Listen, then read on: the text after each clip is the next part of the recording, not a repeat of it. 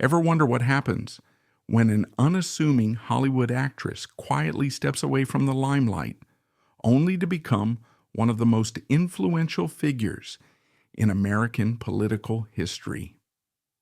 Welcome to the remarkable life of Nancy Reagan.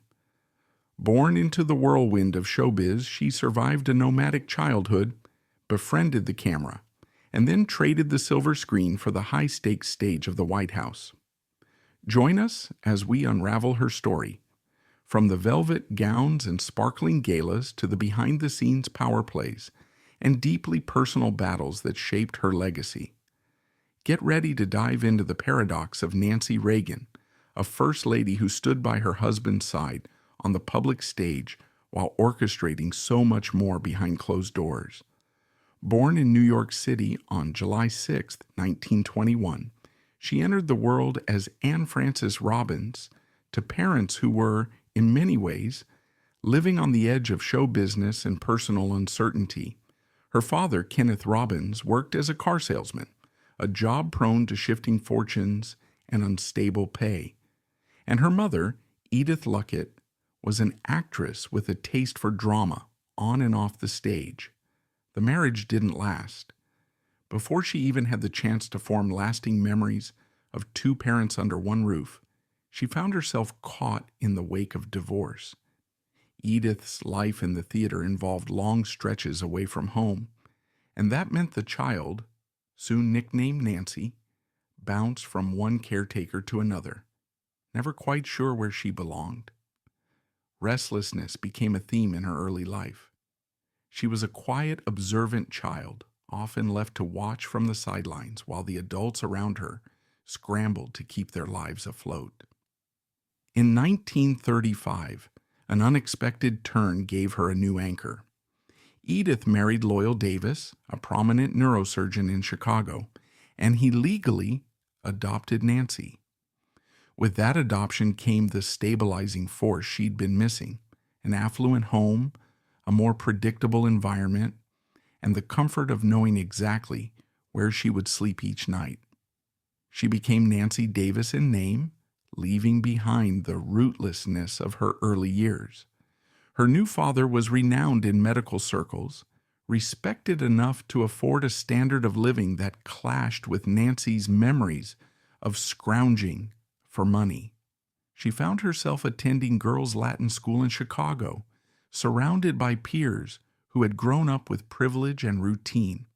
For Nancy, this was both a blessing and a challenge, a chance to fit in, but also a stark contrast to the drama-fueled bohemian lifestyle of her mother.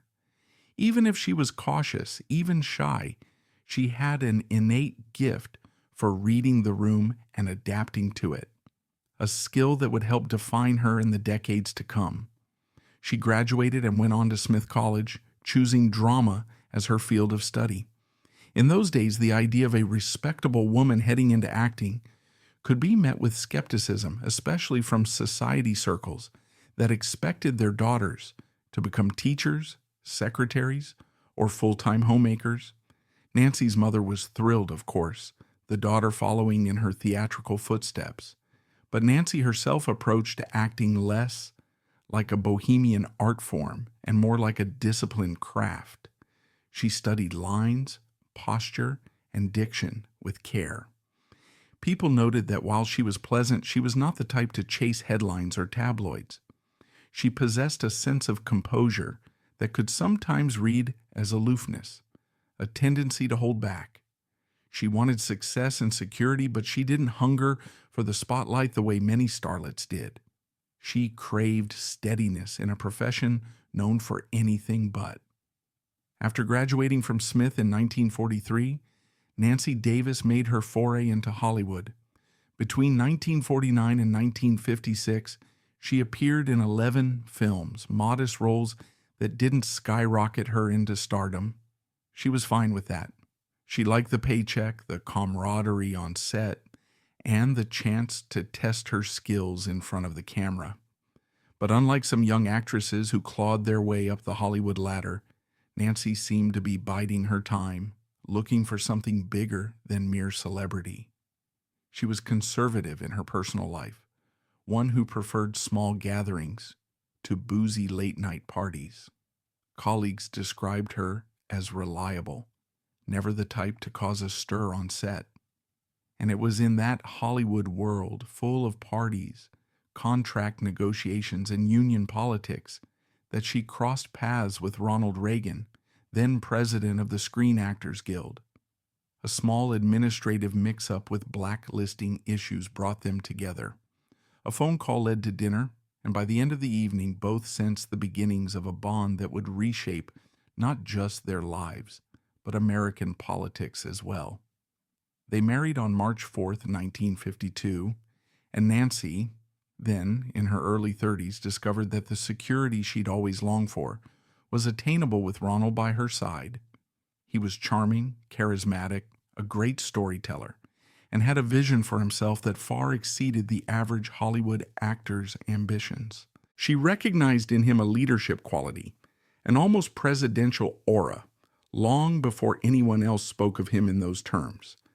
They settled into family life, welcoming their daughter Patty later that same year, and their son Ron in 1958. Ronald had 2 children from his previous marriage, Maureen and Michael. So Nancy found herself in a household blending children from different backgrounds and loyalties. It wasn't always harmonious. Maureen, in particular, was older and had her own perspectives, and Patty would later clash with her mother in very public ways. Yet Nancy was determined to be the anchor that none of them would have to live without. In the mid-1960s, Ronald began his transformation from actor to political figure, aligning himself with conservative ideals that resonated with a swath of California voters. He ran for governor in 1966, a move that caused more than a few eyebrows to rise in political circles. And Nancy, though never in the official spotlight, served as a quiet strategist, offering advice and support, introducing Ronald to the right people at select gatherings, and ensuring that their public image as a couple was always polished. She refined her approach to public life, adapting her sense of style, her mannerisms, her willingness to engage with the press. Some might say she was calibrating, learning how power ebbs and flows and how best to influence its direction. Ronald's victory in that race made Nancy Davis Reagan the First Lady of California. It was a dress rehearsal of sorts for what would happen just over a decade later. Her role in Sacramento was marked by charitable initiatives and social events, but also by a swirl of local gossip. Some Californians adored her elegance. Others felt she was out of touch, too fixated on glitz. She launched programs that paired senior citizens with children in need, heartwarming, photo-friendly endeavors that suited her caretaker instincts, but was sometimes criticized for being too involved in such soft issues or for overshadowing local issues with her well-heeled presence.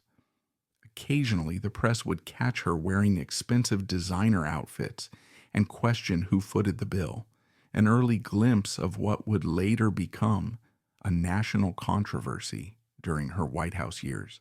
But she pressed on, focusing on the big picture, Ronald's political trajectory and the shaping of her own public persona. By the late 1970s, it was an open secret that Ronald Reagan harbored presidential ambitions. Nancy supported him wholeheartedly, though she was meticulous in how she presented that support. She was not the type to rant about policies in public. She preferred to whisper in her husband's ear, sharing her insights about whom to trust or which direction the campaign should take. After a failed attempt in 1976, Ronald secured the Republican nomination in 1980, and soon the Reagans rode a wave of public disenchantment with the incumbent administration all the way to the White House. On January 20th, 1981, he was inaugurated as the 40th President of the United States. Nancy stood beside him, smiling and waving, draped in designs that critics would soon call lavish and supporters would call impeccably stylish. In Washington, Nancy quickly recognized that the White House was not just a home or an office. It was a symbol, a stage on which she could present Ronald's presidency in the best possible light. She launched a restoration effort, seeking private funds to refurbish rooms, restore antique furniture, and recast the mansion as a living museum of American history. She hosted grand state dinners that rivaled anything from the days of Camelot under John F. Kennedy. But the glitz drew criticism. People began calling her Queen Nancy, accusing her of insensitivity during a recession that gripped the country in the early 1980s. Rumors circulated about her borrowing dresses worth hundreds of thousands of dollars, or about expensive china sets at a time when unemployment lines were still long. The media poked and prodded, exposing every perceived extravagance. In 1981, it emerged she had accepted over $1 million in designer outfits and $22,000 in unreported gifts. Ethics experts raised red flags, prompting Nancy to return or pay for many items, but not before her image took a hit among the working-class voters her husband claimed to champion. She was undeterred. Seizing on her affinity for public speaking and her concern about youth, she launched the Just Say No campaign. No one can deny the simplicity of that slogan. It boiled down a complex national crisis, substance abuse, into a catchphrase easily repeated in classrooms across the United States. Nancy visited schools, filming well-staged events where children held bright signs, chanting "Just Say No." She did televised interviews, public service announcements, and talk show appearances, hammering home the message. Critics derided it as naive, pointing to systemic issues behind drug abuse. They said the slogan barely scratched the surface of a complicated societal problem. But for Nancy, it was a moral imperative. If she could get even a fraction of kids to resist temptation, she believed it was worth it. And in the broader narrative of the Reagan administration, Just Say No became one of its most iconic pillars of domestic policy, for better or worse. Behind closed doors, Nancy was far more than a ceremonial figurehead. White House insiders described her as a sharp, sometimes controlling presence who paid close attention to Ronald's schedule, his staff, and even the tonal nuances of his speeches. Following the assassination attempt on March 30th, 1981, when John Hinckley Jr. shot Ronald outside the Washington Hilton, Nancy was traumatized. The president nearly died from a punctured lung, and she reportedly prayed at his bedside with desperate intensity. The memory lingered. Determined to protect him, she began consulting Joan Quigley, an astrologer whom she paid roughly $3,000 a month. She asked Joan to identify safe or perilous dates for public appearances, travel, and major announcements. Critics seized on this as evidence of White House irrationality. The public was largely kept in the dark until it leaked in 1988, leading to a minor political uproar. But Nancy, typically unflinching, defended her actions as those of a wife doing anything to keep her husband out of harm's way. Her behind-the-scenes clout surfaced in a very public way in 1987. When Donald Reagan, Ronald's chief of staff, was dismissed, Reagan had clashed with Nancy repeatedly. Some said she felt he wielded too much power, overshadowing her husband. Others claimed Reagan didn't respect her behind-the-scenes role, and she in turn undermined him at every opportunity. Either way, the outcome was the same. Nancy orchestrated Reagan's firing. The press painted the drama as Nancy's coup, fueling the Dragon Lady label, a woman who breathed fire to protect her territory. Those who admired her said she was simply stepping in where Ronald's softer approach fell short. Those who disliked her said it was proof she manipulated the administration to her own ends. Meanwhile, her family life, always complicated, was playing out with the added intensity of media scrutiny. Patty had grown up and made her own mark, even writing controversial pieces and granting interviews that cast Nancy in a stiff, controlling light. Accusations of emotional neglect or tension-filled tabloid pages. At times, Nancy fired back in quiet ways, giving her own interviews that stressed her love for her family. But behind the scenes, mother and daughter rarely found common ground. Ronald's other daughter, Maureen, also had a tumultuous relationship with Nancy. They clashed about who had the president's ear and how best to serve him. Over time, some of these feuds calmed while others flared anew, especially as the Reagans departed the White House in 1989 and faced the quieter reality of post-presidential life. Also hovering in the background was Nancy's mother, Edith Luckett Davis, who lived a long life and passed away in 1987 at the age of 99. For Nancy, that loss reopened old wounds about childhood insecurities, but it also offered a moment to reflect on how her mother's theatrical livelihood shaped her own path. Edith's death was a private heartbreak in the midst of her public battles, a reminder that for all the glitz of the White House, mortality and grief spare no one. When Ronald Reagan's presidency ended, they retreated to California, where Nancy planned to be the devoted wife in her husband's golden years. Yet destiny had other plans. In 1994, Ronald Reagan announced that he had been diagnosed with Alzheimer's disease. Nancy became his caretaker as he gradually slipped away from the world. She had once been the driving force behind massive state dinners, the bright-faced champion of children chanting slogans, the dragon lady steering White House staff, but now her universe shrank to the daily rhythms of looking after a husband who no longer recognized her at times.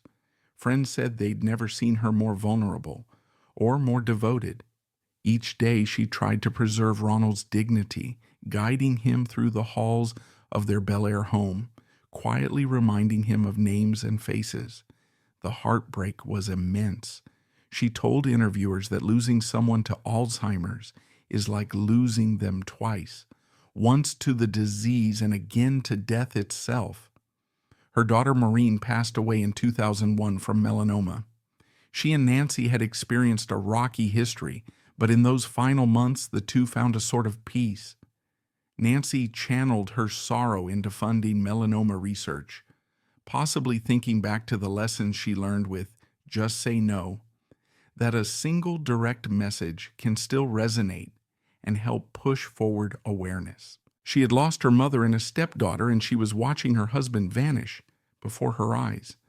Those who crossed paths with Nancy in those years recall an older woman, physically frailer, but still sharp in conversation, someone who had traded the high drama of the White House for the quiet, painful reality of caregiving and personal loss. When Ronald died in 2004, Nancy's grief was on full display. She stood by his casket at the funeral, holding herself up with an almost defiant posture, tears barely contained behind sunglasses. The image went around the world, a testament to a partnership that had spanned half a century. In the decade after Ronald's passing, Nancy devoted much of her energy to preserving his memory through the Reagan Library. She also became a prominent advocate for Alzheimer's research, speaking candidly about how the disease robbed her husband of his final years. The woman once mocked for her lavish dresses and rumored control of White House staff found a new resonance in the public eye. Grand, dignified, deeply touched by personal tragedy. Her own health began to decline. In 2012, she suffered a pelvis fracture, and while she recovered, the incident marked the beginning of a slow fade from public life. She made only select appearances, dinners at the Reagan Library, occasional tributes to political figures, and the rare endorsement that made headlines. While many in the Republican Party revered her as the keeper of the Reagan flame, Nancy sometimes extended courtesies to politicians from both sides, focusing more on relationships than ideological purity. By now, she understood how ephemeral political alliances could be, and she prized personal loyalty above all else. She passed away on March 6, 2016, at age 94. Congestive heart failure was the official cause, though one suspects the heartbreak and stress of her final years weighed heavily too. In her will, she bequeathed much of her estate, estimated at around $25 million, to Alzheimer's advocacy and related causes, ensuring that her influence would endure in the effort to fight a disease that had so cruelly stolen her husband's final chapter. She was laid to rest beside Ronald at the Reagan Library, an arrangement she had planned well in advance, down to the funeral details and the guest list. Former presidents, first ladies, and notable political figures from across the spectrum paid their respects. Media coverage was somewhat gentler in her passing, remembering not just the controversies, but also her unshakable devotion, the pictures of her in red suits waving at cheering crowds, the unwavering gaze she offered at her husband's side. Over time, her legacy has come to rest on a series of paradoxes. She was raised amid the instability of her mother's acting career, yet became a champion of propriety and tradition. She was a Hollywood actress who stepped back from center stage, only to find far greater influence in the political arena. She encouraged children to just say no to drugs, yet was criticized for not addressing deeper socioeconomic factors behind addiction. She was nicknamed Queen Nancy for lavish spending, yet also known for orchestrating philanthropic campaigns, supporting medical research, and quietly making phone calls to individuals in crisis. She consulted an astrologer but also strategized a chief of staff's firing like a seasoned political operative. She was fiercely loyal, even if that loyalty came packaged with pointed elbows in the corridors of power.